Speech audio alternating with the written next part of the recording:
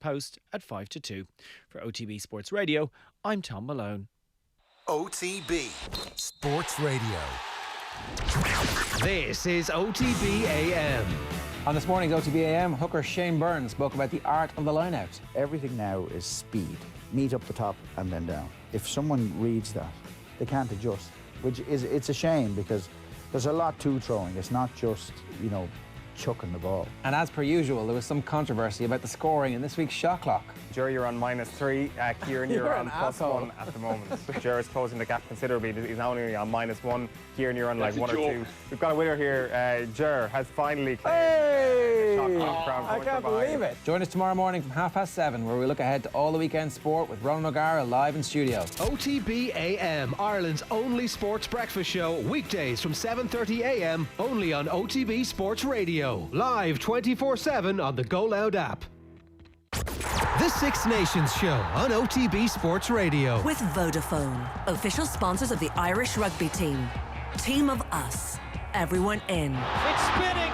It's spinning! Updates, analysis and opinion across all OTB channels from start to finish. Good on it! I've never seen a team like Ireland before. This is OTB Sports Radio. OTB Sports Radio. All right, good afternoon, and you're very welcome along to episode 3 of our Six Nations show here on Off the Ball. Every game week between now and mid-March, we'll be live on Thursday afternoons, 12 on the dot, streaming on offtheball.com, on the Go Loud app, YouTube, and across all the Off the Ball social platforms, and of course, OTB Sports Radio as well. Brought to you by Vodafone, team of us, everyone in. Get your comments into us now on our YouTube stream or on Twitter at Off the Ball. 2 wins from 2 for Andy Farrell. And the second one, a much big improvement on the first. A bonus point win against Wales just over a week ago sees Ireland share top spot with France heading into week 3. But this is England week. England at Twickenham as well. And back to the scene of both a huge high and a huge low over the last couple of years. The 2018 Grand Slam victory as well as the 57-15 demolition before the World Cup. Probably a day when I think all of us realised, Cian, that we were headed for trouble. I'm Neil Tracey. Cian Tracey is alongside me again. Yeah, we were trying not to remember that. Yeah, even in terms of what England did to Ireland in the Six Nations, that game was sort of when alarm bells were ringing, and I think when what happened in Twickenham was, the sort of the one at the Aviva last year was, if you want an Irish example, I think it's the fire alarm goes off in the pub and we all stay sitting there sipping because we can't see the smoke or you can't see a fire. Yeah, and then, they were so impressive in what they did in that game, and you think about how they started the game, and then there were sort of, excuses put in the way that, in fairness, they'd come off the hard training camp in Portugal and went straight into the Lions' den, if you will, but it was still awesome what England did. And yeah, Ireland never recovered, did they, from what happened to England in that Six Nations game, and the further scar tissue happened. So it'll be interesting to see if any of that lingers, I think, this weekend. But then again, if you look at what happened to England at the World Cup, they have their own potential scar tissue too. So there's a lot at stake here this weekend, isn't there? Yeah, and I know, as we were saying, it was only a World Cup warm-up, but I can imagine for some players that defeat, it has to be lingering a little bit, because that was an absolute thumping. And I'd be thinking of someone maybe like Ross Byrne. I hope he actually does get a bit of time out on the pitch this weekend, and I hope it goes well, because, he became the fall guy. He did, and for, I think, pretty harshly as well. He wasn't the only Irish out half who became the fall guy last year, because you look at Jack Arty, who was bombed out of the squad because he played in the Japan game, but I think any out half would have struggled, even Johnny Sexton that day, because the pack were beaten up so much, and that's what happened in Dublin as well. And that if that happens again this weekend, I don't think it will, but then, Ireland are going to struggle. But it's about kind of dominating the collision area, which they absolutely got blown away by in Dublin and then in Twickenham. But I know we're going to get into it, but without a certain number of key players, Ireland, I think, don't have that same fear factor that maybe they've had in the last couple of years going there. Yeah, certainly.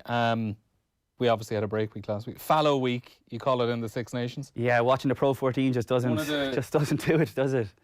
Is it only in the Six Nations that it can be referred to as a fallow week? Potentially, yeah, potentially. But you kind of realise when it's not there how much you miss it, because it came around so quickly at the start after the World Cup, and then you're like, I was watching Munster and the Kings and Leinster and the Cheetahs, and yeah, Munster and the Kings was brutal. It was very.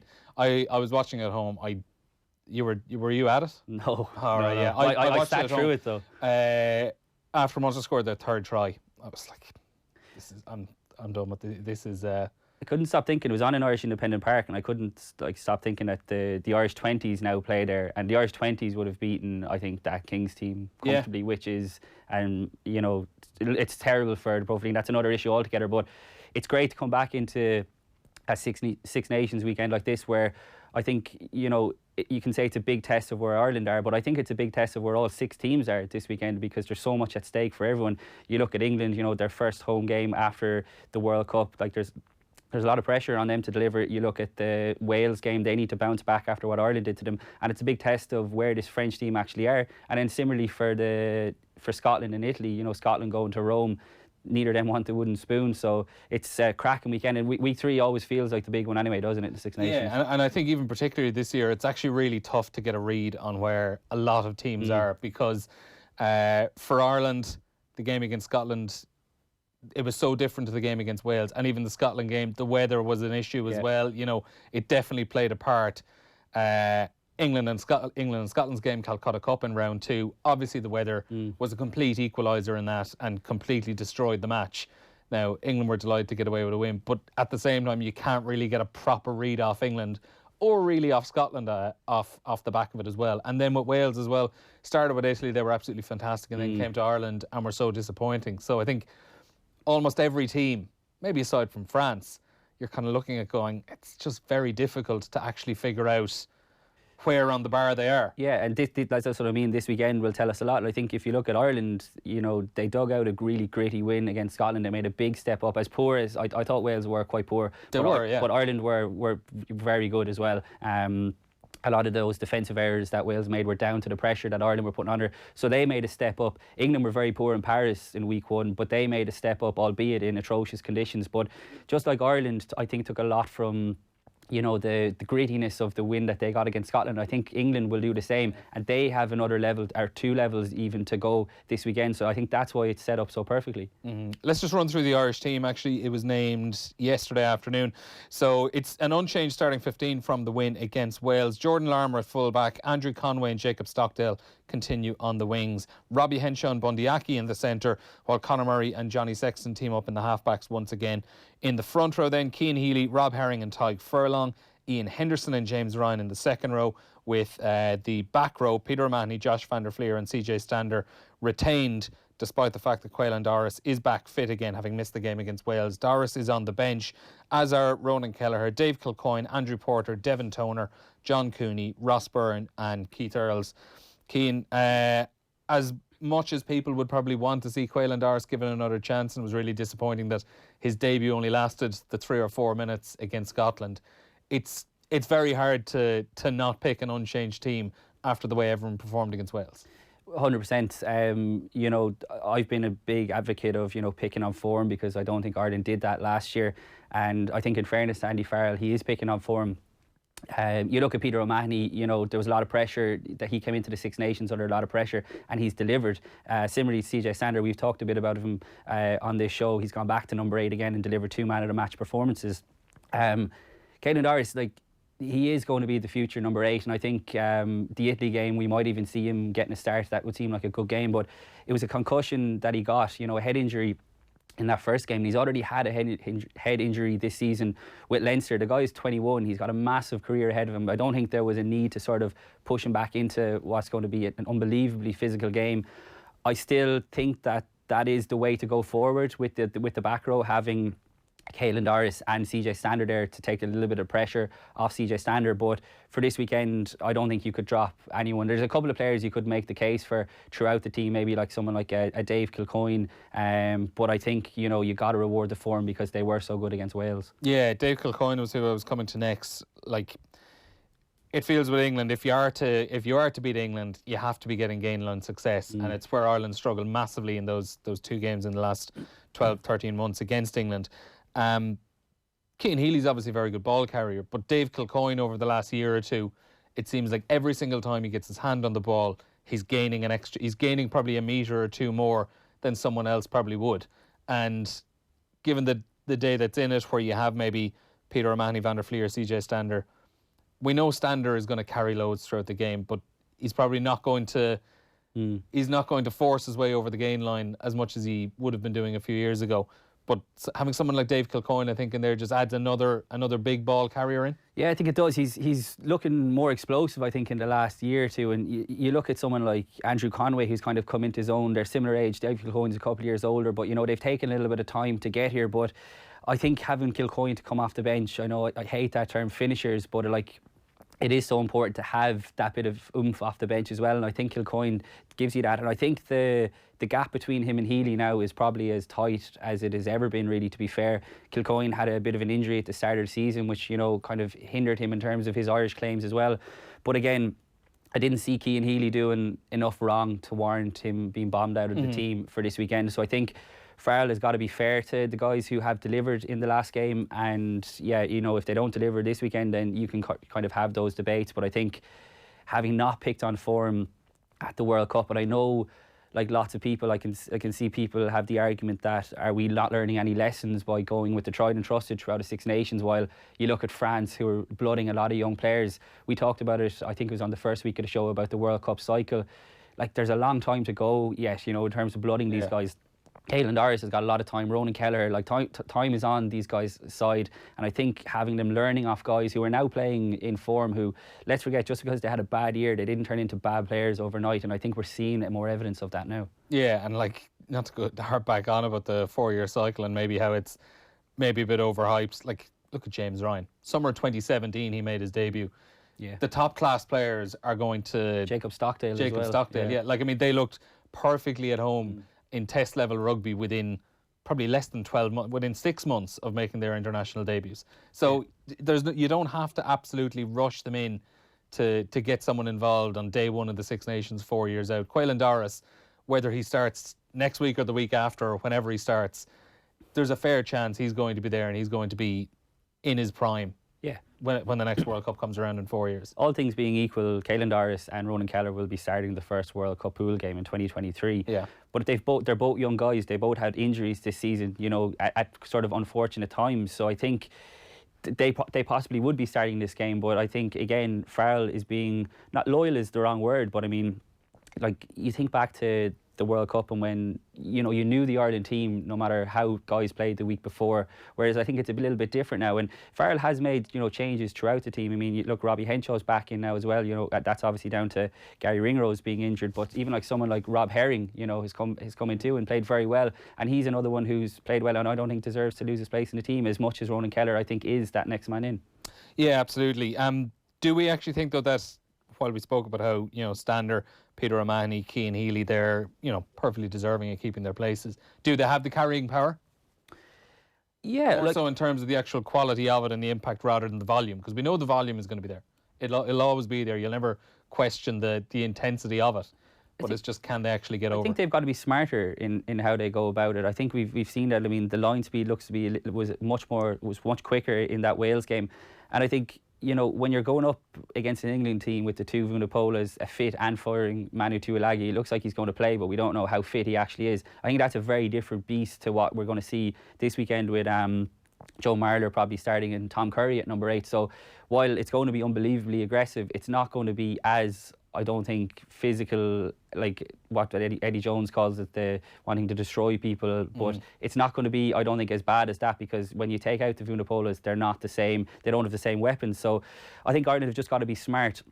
We saw more evidence of that in the Wales game, using their back three more, getting the ball to the edges, putting little kicks through. I think that's how you get around this English rush defence, which is obviously going to be blitzing in your face.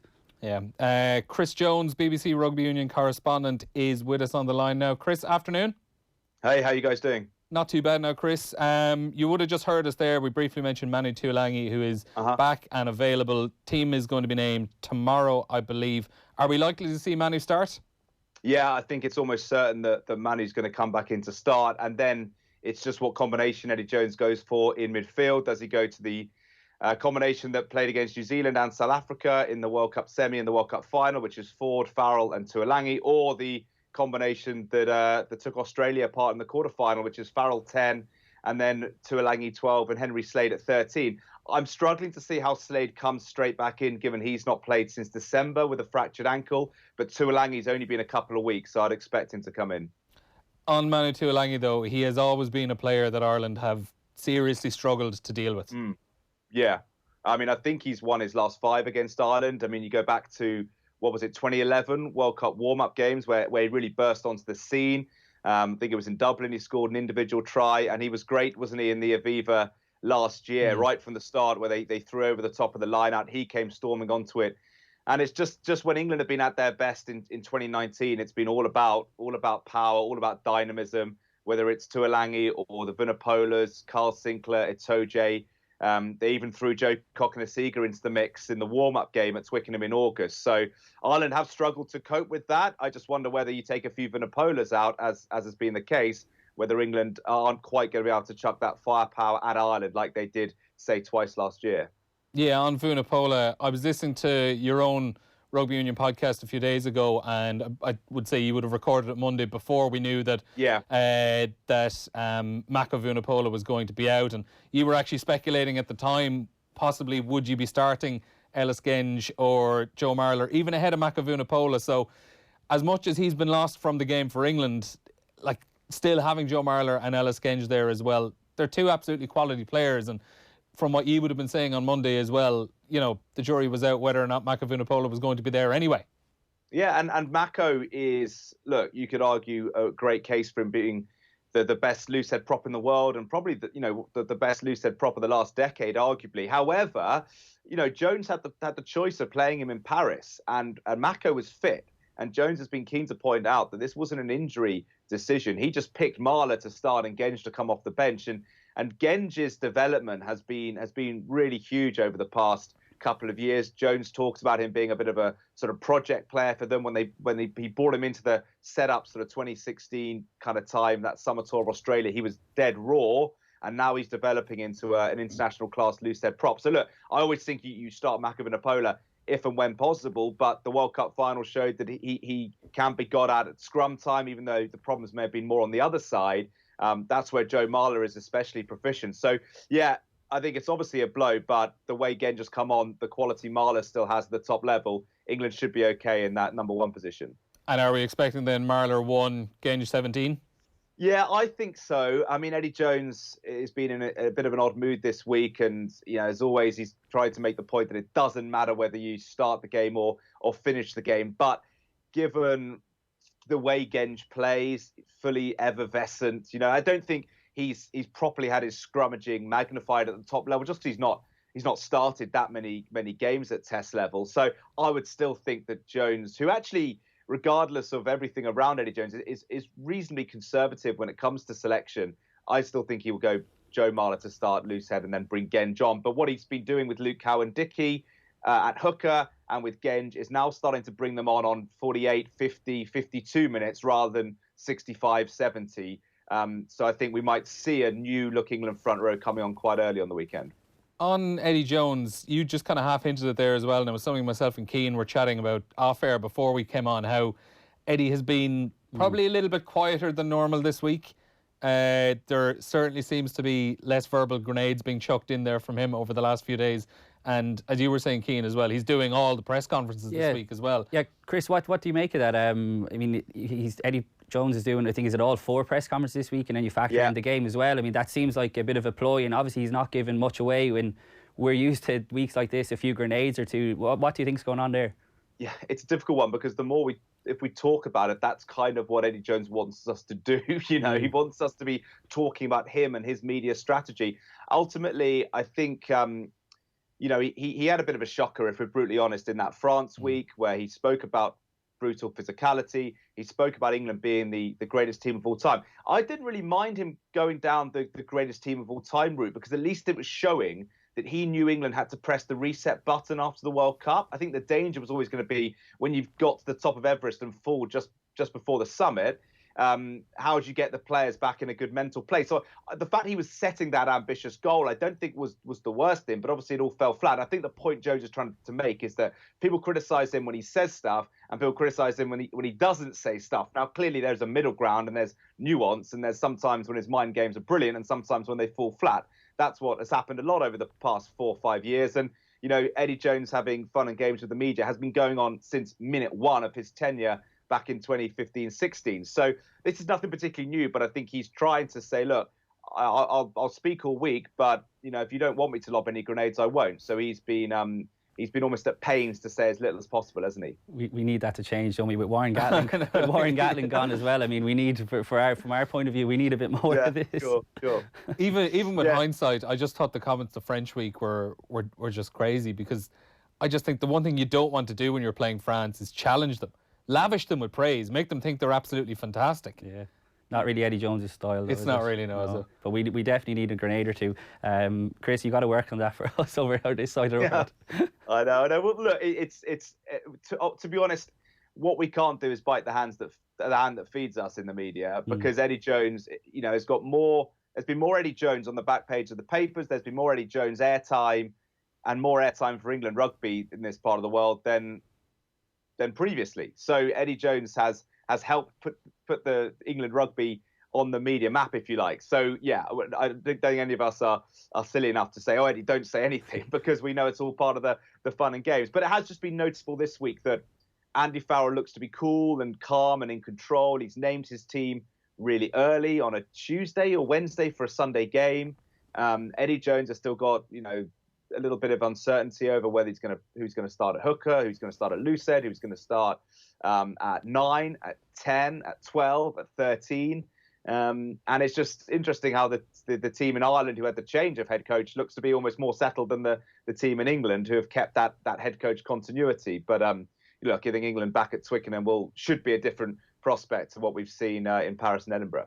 Yeah, on scrum half you mentioned there, Will Hines, Ben Youngs has been the back and forth in the opening two games. It's obviously something we would have had to deal with a lot coming into this, where everyone was saying, does John Cooney pip Conor Murray to start? And the argument people were putting forward for a Cooney start might be, it's the kick up the backside that Conor Murray might need. And Eddie Jones actually went and did that then by dropping Ben Youngs, putting in Willie Hines. And from the impact Youngs made when he came off the bench at Murrayfield, it certainly looked like he actually did get that kick up the backside that he really needed. And is he now in a position where he might be getting the 9 shirt back this weekend?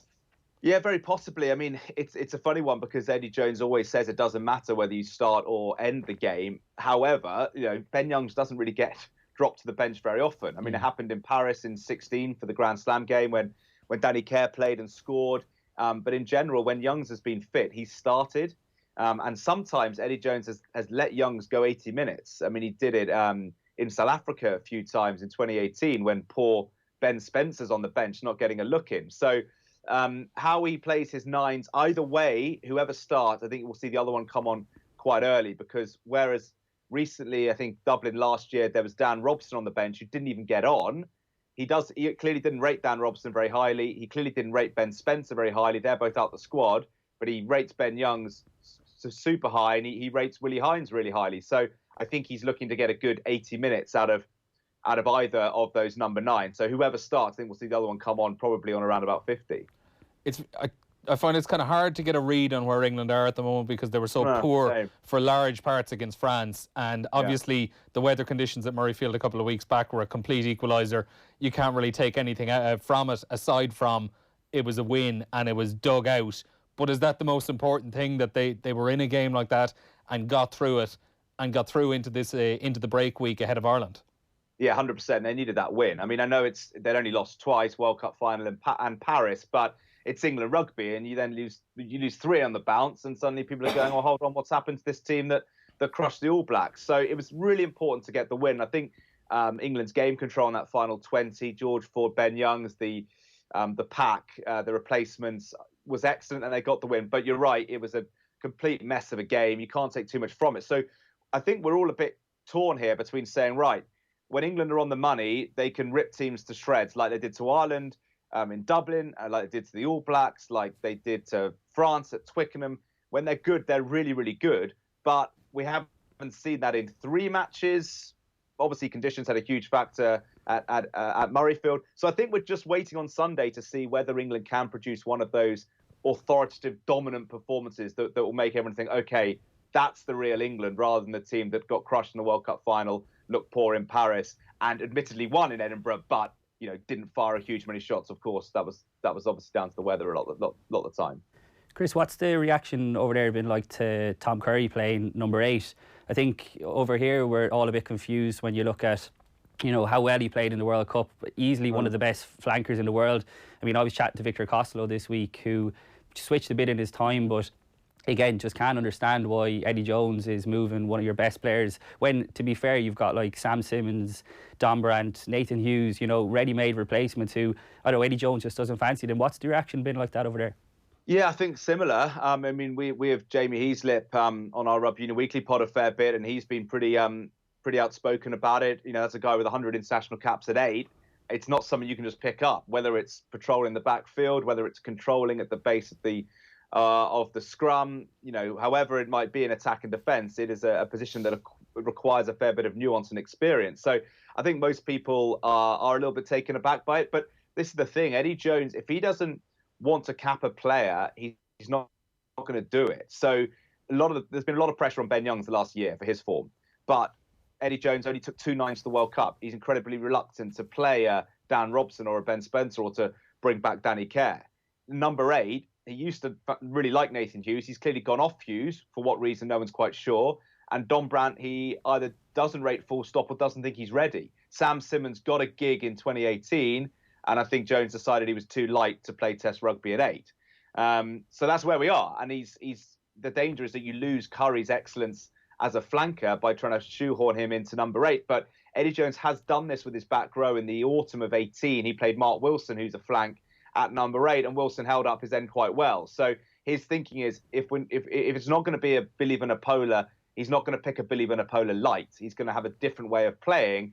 However, you know, I think we all know that it's putting an enormous amount of pressure on Tom Curry, especially as everyone's scrutinising his game when, as a flanker who goes around stealing ball and whacking people and carrying, he's been one of the best in the world.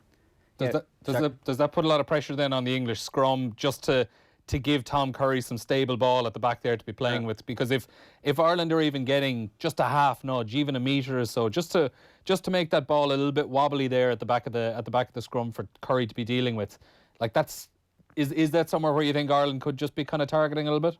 It was interesting. Yeah, and I'd be interested. Yeah, it'd be interesting your guys' views on the Ireland scrum, because Eddie Jones said yesterday that Six Nations these days increasingly about set piece and breakdown, and we know the Irish are going to come hard at the breakdown. So where's the Irish scrum at? Because if they feel they can go for England like the Box did, then that's going to make it tough for Curry, isn't it? Yeah, and to be honest, it's probably been a little bit off in comparison to the last couple of years.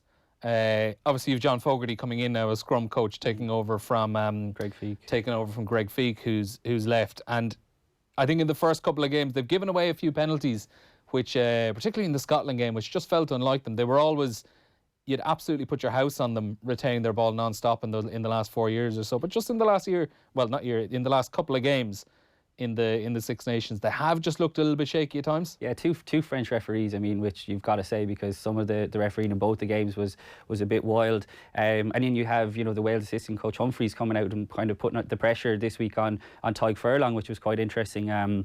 I actually bumped into Furlong yesterday out in the high performance centre that Ireland are based in now.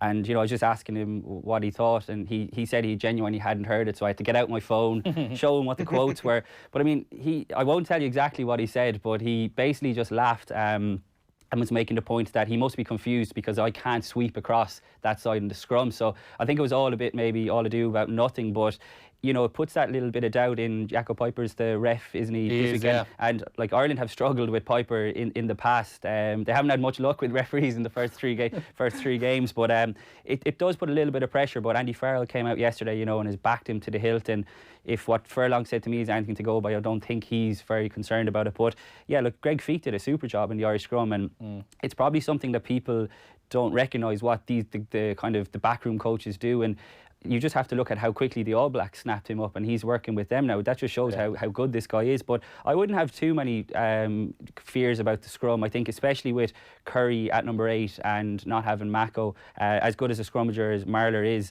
but I don't think there's many fears. And I think CJ Stander and Conor Murray are definitely going to go after Curry at the base of the scrum. CJ Stander was up for media yesterday and talking about, he's heard this theory that, you know, we can get after him, that he's a great player. But I mean, Ireland are definitely going to try and target him, because it's those, like Chris said, those little nuances, like at the back of the scrum, where you are positionally, because if you're half a yard out at this level, you know, you can be taken apart. Mm-hmm. Chris, what's been the view from England on Andy Farrell and Ireland's start so far? Yeah, I think it's funny, isn't it? Because when was it? End of 2018, when Ireland were the best team in the world and beating the All Blacks and winning a slam.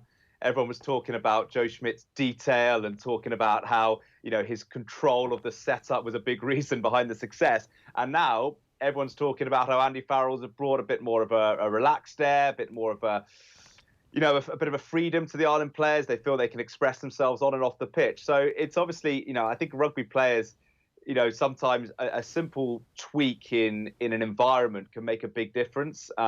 And clearly, in terms of off the pitch, Andy Farrell has brought that little bit of fun back to the setup. On it, I think we're seeing an influence from Leinster, I think, in the way they're defending at the moment. They've tweaked Andy Farrell's defensive system to bring more of a Leinster system in terms of the two-men back rather than leaving Stockdale a little bit in no man's land. So I think they've been able to tweak things technically. But what you're hearing a lot from here in England is that the camp feels a bit more liberated, and it feels like a bit of a sea change from the Joe Schmidt era, even though Farrell was such a key part of that. And I think, look, Eddie Jones is contracted to England for another 18 months. Whether he goes through to the next World Cup is all up in the air at the moment.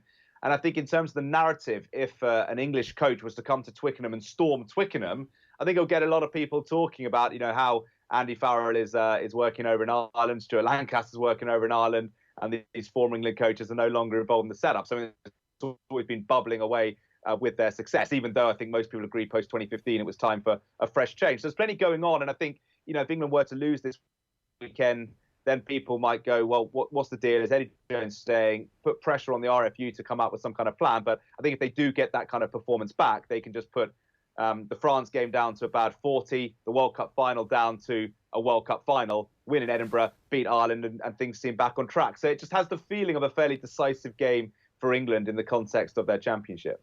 And then obviously we have the Andy versus Owen narrative to go along with it. Yeah, he's sick of talking about that, really, isn't he? He was down in Cork last week, which was the off week, and he really opened up about it. It was the first time I'd seen him, speak so openly, and it was so inevitable yesterday that it was going to happen again. And straight away at the start of the press conference, as is people's job, went for it, and he wasn't biting at all, saying that, yeah, I've been on to him a few times, but I'm on to him every week, FaceTime with my grandson. I think you've got to remember that. I mean, this is his son. Yeah. But it's so strange to think that, Andy Farrell is sending Bundy Aki out this weekend, to do damage to his son. It's a bizarre, it's a great story, but it's just a bizarre sort of mental thing to get your head around. But I think Chris is right.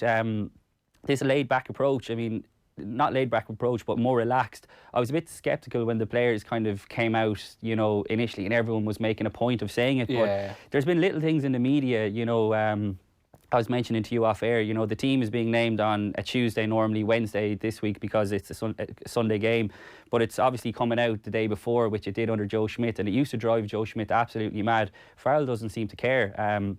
Doesn't make any issue about it, which just says to me, he's a man in control. He knows what his team is. He doesn't let the little things sort of bother him. Now, if he was to lose this weekend, the wheels could come off, and we'll see if he's as relaxed. But I don't think that that's a kind of a message that the players are really trying to force out. I think there is actually a naturally more relaxed feel around the place. Chris, just quickly before we leave you go as well, Wales and France this weekend. The Wales team was named in the last half an hour or so. 2 changes for them. Gareth Davies and Ross Moriarty both come in. So just to run through it, Wyn Jones, Ken Owens, Dylan Lewis, Jake Ball and Alwyn Jones in the second row, Ross Moriarty, Talupa Faletau and Justin Tipperich. Gareth Davies, Dan Biggar is fit. Hadley Parks and Nick Tompkins again in the centre. Josh Adams is also back fit. Lee Halfpenny then at fullback, and George North on the wing as well. It's probably going under the radar as a game, this one, Wales-France, because we're all talking about Ireland-England. Certainly over here, I think Wales-France is going under the radar. But this is going to be absolutely fascinating as well. It seems like the break weekend came at an awful time for France and at probably a brilliant time for Wales.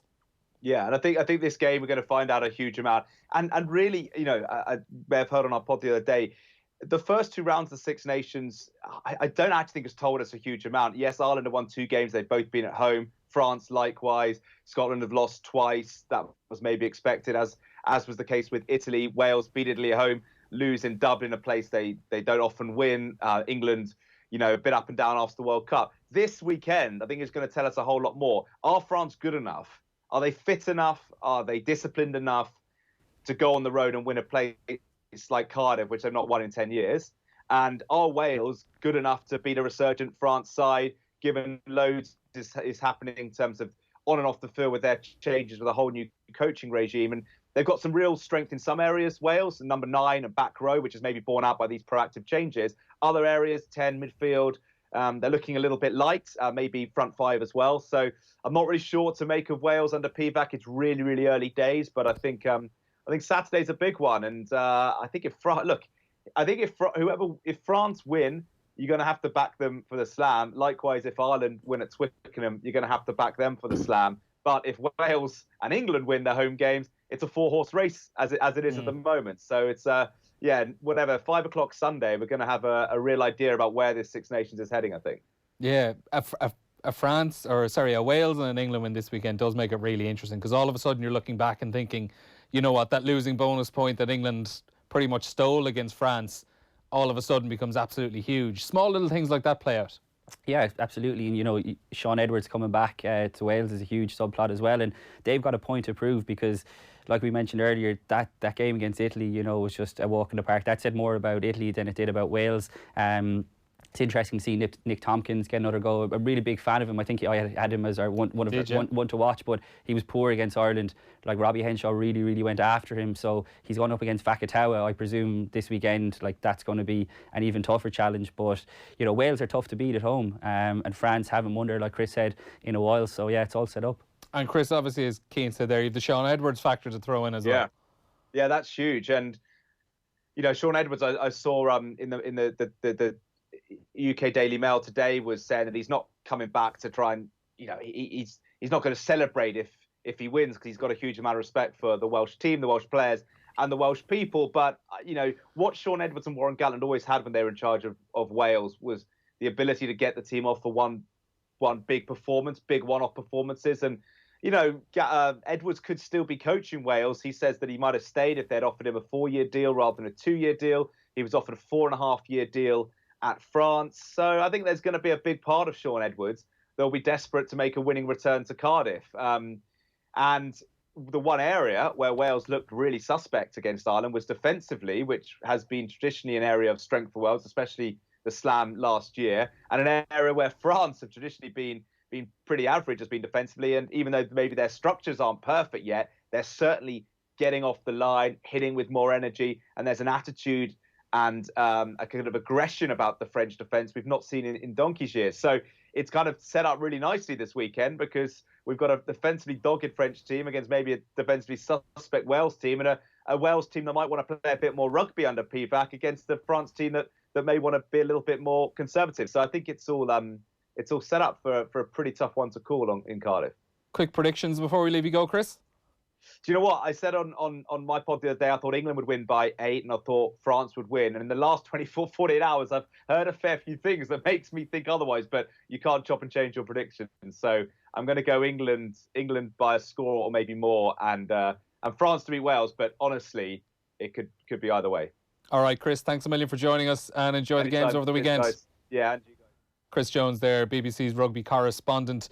We're going to play a little clip from Stuart Lancaster in the interview he did with Ger last weekend. First, though, because there's a few comments coming in on the YouTube stream, get your comments into us as well, by all means. We're streaming on all of our social channels, at Off The Ball on Twitter as well. This is going back from Dave, a Leinster fan. This is what we would have been discussing at the top of the show. I disagree, lads. Thought Doris should have got the call back into the team. One of the world's best in his position now, let's face it. Peter O'Mahony did well versus Wales, but Doris is so good. Is it a bit much at the moment to say he's one of the best in the world's best in his position? It absolutely is. Yeah, he could definitely. He could be. He could be. He's not. It definitely seems a stretch. One of the best. He's played 5 minutes of international. No disrespect to Quaylen Doris or anything. 5 minutes of international rugby. He got a great turnover in that 5 minutes, but no, let's kind of calm this down a bit. I mean, and we have a habit of going a bit over the top, don't we? And there's a lot of good young players at the moment. You know, James Ryan and Jacob Scotland are now the older guys almost. But let's just give these guys time to develop on the international stage. I am actually fascinated to see what happens maybe in a few weeks' time, even when the Six Nations is over and Jack Conan is fit again at Leinster. Jack Conan is pushing hard. He's going to be back in the next couple of weeks, because he's eyeing up that Saracens game to be back, and that is, you know, you've got 3 class number 8s and 3 people who have absolute arguments to be made to be starting for Ireland, and they're all at the same and all province. a bit different as well. I mean, it's just an embarrassment of riches for Leinster, isn't it? Certainly is. As we discussed, well, Mary and Dungarvan says, how important will Makavuna Pola's absence be? Such a big game player. Certainly is a big game player, but it probably is just one of those positions for England where they actually do have the strength and depth to deal with it. They do, but I don't think either of those guys are half as good really as Mako. Chris mentioned he's still one of the best loose heads in the world, and like you think back to his performance in Dublin last year was honestly one of the best performances I've ever seen in the flesh. The amount of tackles, he got 20 odd tackles for a loose head prop, was just insane. And I think something we didn't really mention on when we were talking to Scrum, like the likes of Joe Marler, Ellis Genge and Kyle Sinclair as well, these guys have, you know, short fuses and they can be got at, and they can be penalty machines as well. So I think Ireland are going to be looking to get under their skin a little bit there too. It is one thing I have found with England over the last few years, when games haven't been going their way, they do seem to struggle. If they are giving away penalties early on, they seem to struggle really badly at correcting it. Some teams are very, very good at sussing out the ref in the first 20 minutes, even if they give away a few penalties, picking up on what they can and can't do. And I think if England start a game poorly, that is somewhere where they actually do really, really struggle. One more text coming in. Eddie Jones starting to warm to me. English fan here living in Ireland. His complete knowledge of what he's doing in pre-match press conferences is brilliant. Tactically very astute. That's from Nick from Cornwall, who lives in Bray. Yeah, fair enough. I think it's spot on, yeah. Yeah, but we want him to throw in a grade. We've still got a couple more days to go, so hopefully he gives us something. Yeah, he's the absolute classic guy you love to hate, isn't he? Yeah. And a super coach as well. Brilliant, absolutely, yeah. Speaking of another brilliant coach, Leinster senior coach Stuart Lancaster sat down with Ger recently and said if Ireland can win in Twickenham, then their focus will be only on one thing. First 5 minutes of that Ireland game against Wales, I'm thinking, Ireland will win this. I could see how tight Wales were defensively. I could see, they were a great example of a team committing numbers to the breakdown. And yes, it was high risk, high reward, but they didn't get much reward because Ireland's accuracy at the breakdown was good, so they retained the ball, but suddenly their defensive line's getting narrower and the space on the edges, and Ireland have worked hard on their shape, on structured shape off the ball, and suddenly you've got Stockdale run down one wing and Conway another wing. Yeah. And Ireland thoroughly deserved to win. Now, completely different challenge again now going to Twickenham, because you've got John Mitchell defence, you've got a new guy, Simon Amor, Sevens coach, coming in as the attack. You've got not a lot of footage to go on because the Scotland game was like a washout literally. France obviously beat England. So what England team will turn up, I'm not sure, if I'm being honest. Obviously I know a lot of the players and I know this is a team that got to a World Cup final. And on any given day, they can 100% turn up. But Ireland have got a real chance, I think. And if Ireland can get a win at Twickenham, you then talk about Italy at home, and then you talk about France away, and I think Ireland can beat France away. That wouldn't be a bad start. Wouldn't be a bad start for a Six Nations campaign, would it, for a new coach? And, I'll be there, probably having a beer with him at some point. Yeah, that was Stuart Lancaster speaking to Ger last week. You can watch that back in full on our YouTube channel, or you can catch it on our podcast stream on offtheball.com, or on the Go Loud app as well, or wherever you get your podcasts. Before we move on to the women's and 20s, might as well discuss, there was a couple of guests in with the Irish rugby team this week. So you had like one of the most famous Irish people of all time, Paul O'Connell, and Bono as well. I'm with you on your dad. I'm glad you went that way. One as of well. the greatest living Irish people, because even when I was there yesterday, we were asking the players about it. My first questions wanted to be about Paul O'Connell coming in, not about Bono. I couldn't care less about Bono being there. It's like it's interesting. Look, it's something Andy Farrell has really been hammering on about, is this theme of Irishness since he's taken over, and how he wants a team that the country can be proud of, and and wants the players to understand what it means to put on the green jersey. Like it's very interesting, because does that suggest that because he was in the system, let's not forget, does that suggest that he feels that maybe some of them didn't quite understand that? But I would like to think or assume that any player, who's putting on an Ireland jersey knows what it means. Now, obviously it's great to have different voices coming in. Bono came in, but for my mind, you're going to get more out of having Paul O'Connell coming in for the week than Bono coming in and serving Johnny Sexton his soup or whatever it was. Like, I mean, it's great. Like, it's great for the squad. Yeah, it is. It really is. And the thing about it is, like, Ireland have had guests in before. This isn't like a big thing Andy Farrell has done. Christy Moore has gone into the squad. They've had comedians and things like that. It's not something that Joe Schmidt didn't do. But I know if I was in there, I'd be more interested in picking Paul O'Connell's brain rather than picking Bono's brain. That's all I'm going to say. I think a lot of people would agree with you there as well. So we also have the women's team. They're playing 12:45 in Doncaster on Sunday, and the under-20s are taking on England at Franklin's Gardens in Northampton tomorrow night. We'll start in the women's team. 2 wins out of 2. Hard to know what the expectation is here because there is just such a gulf between France, England, and the rest in the Women's Six Nations. Yeah, that's what it comes down to. People have sort of mentioned that this is a free shot for Ireland. The men's team going to Twickenham this weekend, which I don't agree with at all. I definitely think this is a free shot for the women.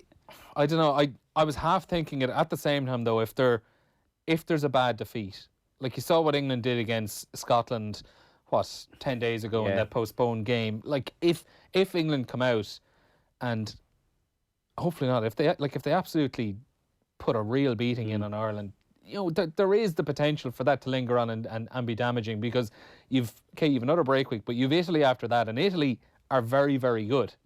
Italy are very, very good. Yeah, like I'd be optimistic that they wouldn't put the kind of score that they put on Scotland. They've had 2 good wins at home.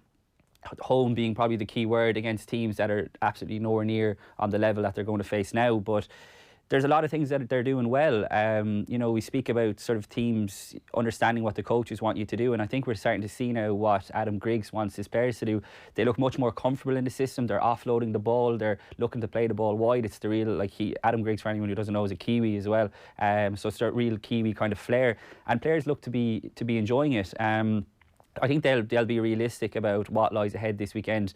We've talked about Baveen Parsons a good bit on the show. She's a big loss. I mean, she's missing out because she's going studying for her leaving cert, which again we mentioned. Feels strange saying when the press release dropped during the week and you see it in black and white, it just really hits home about how young she is. But she's a big loss. But I think other players who've been in the scene for the last few years have really stepped up. The likes of Cian Maloney, Sene Naupu, Larissa Muldoon is back in the team as well, and she's a stalwart from the last few years as well. So I think there's a lot of good things going, and you have Parsons who's come in and done well. But someone who I've been really impressed with is Dorothy Wall, a 19-year-old who, I passed her a couple of weeks ago out in the High Performance Centre, and she is a unit. Like, she is just, you can see she's built for it, and you can see in the break she's made in the back row that she's going to be a star. Still only 19. I don't think she hasn't started either of the Six Nations games yet, but you've seen flashes of what she's capable of. And while Parsons has probably got the headlines because she's an 18-year-old scoring the tries, I think Dorothy Wall is a serious prospect for Ireland. Yeah, and the physicality I think is huge as well, because initially, maybe I remember it was 2 years ago when Bevan Parsons, she was only 16, she was brought in training with the squad, and I remember speaking to Fiona Steed at the time, and she was just really worried that is that just too much too young to be bringing in a young player. But you see Bevan Parsons now, and even though she's 18, she's a kid doing her leaving cert, physically she's built for adult rugby at the moment. There's absolutely no question of her being able to cope with the physicality of the game. She seriously seems to be up at that level. And just a few other players as well. I think you can really notice, pinpointed Cleena Maloney, Lawrence Laney, Anna Kaplis, people who are playing over in England. You can actually see you can see how big the Premiership is and how high the standards are by the performances that they've put in over the first couple of weeks, because you can really see the skill level that they have now. And the thing about that is it's the same with the men's team. You want to see your players playing in Ireland, but it's just the AIL for the women just isn't set up for that at the moment, unfortunately. But you think of the girls that you mentioned there, they're coming back into the squad. You can imagine that they're demanding more from those around them as well, because they're used to more competitive environments over in England.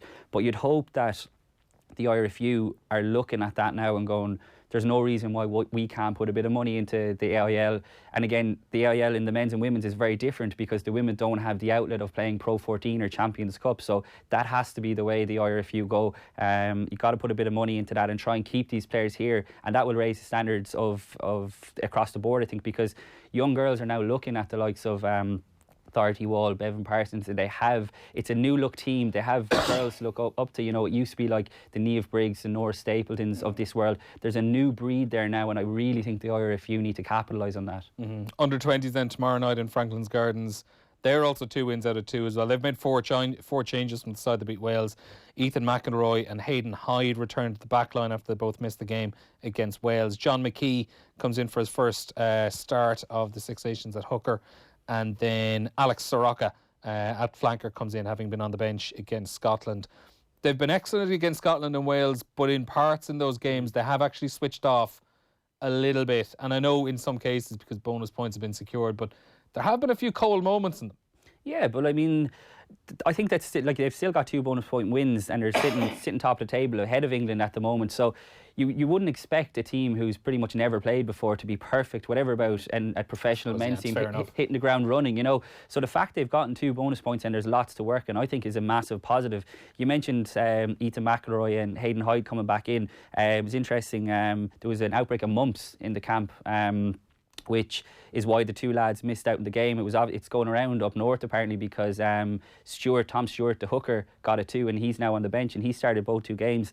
And it was interesting, he was out at their press conference on Monday and they brought in 2 of the lads, and I'm kind of thinking, are we sure this is okay? Like, you know, the last thing I need is to get a case of the mumps. But not on England week. Yeah, exactly, yeah, whatever about the fallow week. But yeah, so they're going along really well. I think, you know, England away, it's the same as the men's team, is always a massive step up. 2 years ago I went over and covered them in England, and honestly, like, the difference in physicality was huge. But talking to Colm Tucker, the big Irish team, you've talked to Colm Tucker, the forwards coach, this week, and I was actually asking him, is this actually a bigger pack or does it just look like it? And he said no, it really is. Like, they're heavier lads, so you would hope that they'll be able to sort of withstand that. And you know what, I was thinking about this earlier on the way in. This Ireland team are kind of going under the radar again, and it's similar to last year. They've got a couple of very, very good players without having, you know, a team full of James Ryans and Jacob Stockdale's, that team in 2016. But this team are going under the radar, I think, nicely as well. They're, like you mentioned, they've a lot of improvements still to make, but 2 wins from 2. And I think a lot of players who people now are starting to, you know, your likes of Jack Crowley, Tom Ahern, people are now starting to know these guys' names, which I think is only bodes well.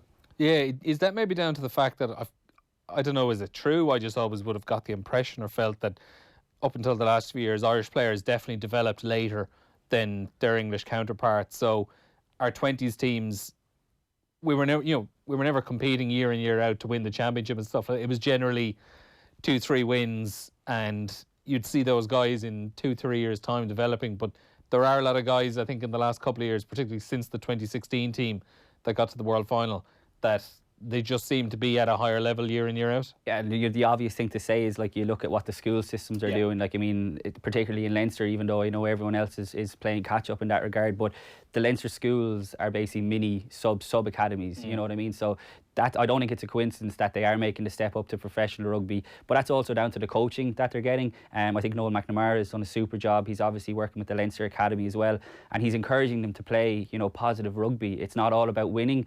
That's one of their big mantras in there. They want them to play the right way, not the way that's actually going to grind out a gritty win. Which is funny because that's not obviously how it works in professional rugby. It's very different, but it's great fun to watch as well, isn't it? Like, 20s rugby is just, it's so exciting. There's loads of tries, and I think we'll see a lot of tries in Franklin's Gardens on Friday again. Right, predictions time for this weekend. So as we've been running throughout the championship, myself and Cian, Tracey versus Tracey. If you pick the winning team right, you get 1 point. If you get within 3 of the winning margin, you get 2 points.